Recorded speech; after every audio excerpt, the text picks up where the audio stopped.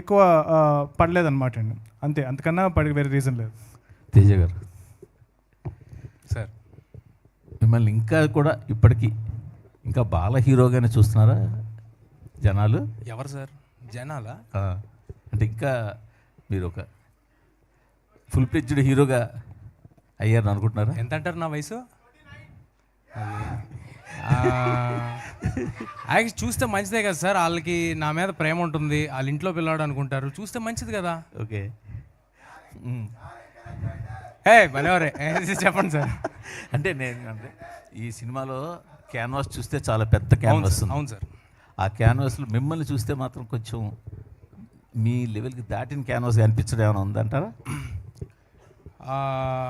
నేను చెప్తాను, మరి మీరేమనుకోకూడదు. ఓకే, అంటే సార్ ఎవరైనా దీన్ని మరోలాగా అనుకోకండి, నేను చాలా విత్ అల్టిమేట్ ఒబీడియన్స్తో చెప్తున్నా. ఎవరైనా సెకండ్ జనరేషన్ యాక్టర్స్ కానీ ఎవరైనా అలా ఎవరైనా వచ్చారనుకోండి సార్, వాళ్ళ ఫస్ట్ సినిమాలకి ఇంతకంటే పెద్ద సినిమాలు చేశారనుకోండి, మీరు ఎవరు ఈ క్వశ్చన్ అడగట్లా.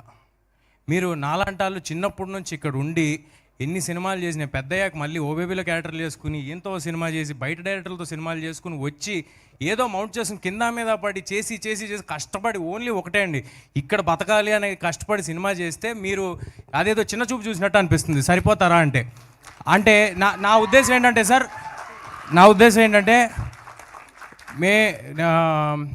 నేను వేరే వాళ్ళతో కంపేర్ చేసుకోవట్లేదు సార్. వాళ్ళు నేను ఒకటే అని కూడా నేను అనట్లా. వాళ్ళందరికీ ఆ అవకాశం వచ్చింది. అలాగే నాకు హనుమాన్ అనే అవకాశం వచ్చింది సార్. అంటే సార్ మీరు మధ్యలో ఆపకూడదు. అయితే నాకు హనుమాన్ అనే అవకాశం వచ్చింది. ఇప్పుడు ఒకటి సినిమా నాకేమిచ్చింది అనేది అందరికీ కనిపిస్తుంది సార్. సినిమాకి నేనేమి ఇచ్చాను అనేది నాకు డైరెక్టర్కి తెలుసు సార్. సో నేను నా 100% ఎఫర్ట్ పెట్టా, అందువల్లే ఆ సినిమా నాకు వచ్చిందేమో. నేను 100% ఎఫర్ట్ పెట్టినందువల్ల, నేను ఉండటం వల్లే మీరు సర్ప్రైజ్ అయ్యారేమో ఈ సినిమా కంటెంట్ చూసి. సో నేను అనుకోవటం ఇది భగవంతుడు నాకు ఇచ్చాడు సార్, దీన్ని అయిపోయిన సినిమా నా దగ్గర నుంచి ఎవరు లాక్కోలేరండి. Thank you sir. అంటే చెప్పండి సార్. మీరు అంటే మీలాగే బాలనటుడిగా స్టార్ట్ చేసి రకరకాల సినిమాలు చేసి పెద్ద హీరోలు అయిన వాళ్ళని ఎవరైనా దృష్టిలో పెట్టుకుని ఈ సమాధానం చెప్పారా? లేదే. అదేం లేదా? లేదు లేదు, నేను సెకండ్ జనరేషన్ అన్నానండి. అవునండి. నాలాంటి వాళ్ళు అంటే బయట నుంచి వచ్చిన వాళ్ళందరి గురించి అంటున్నానండి. బయట నుంచి వచ్చిన వాళ్ళందరూ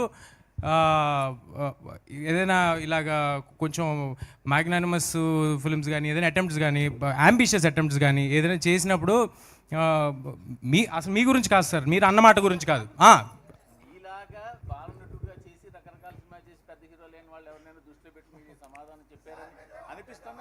ఓహో చిచ్చి భలేవారే అదేం లేదండి.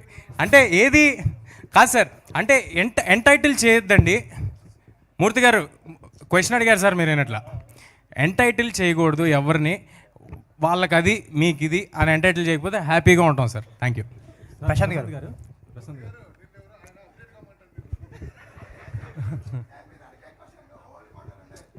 కూర్చోండి.